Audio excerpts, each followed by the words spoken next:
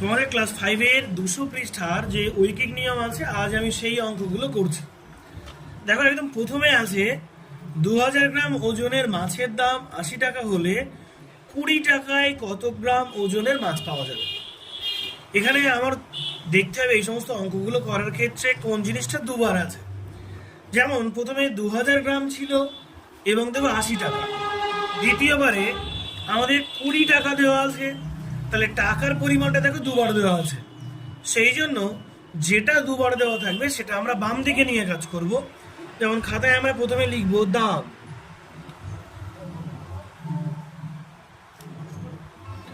আর এইদিকে লিখবো ওজন।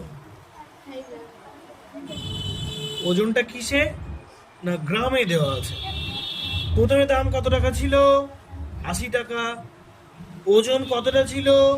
2000 গ্রাম।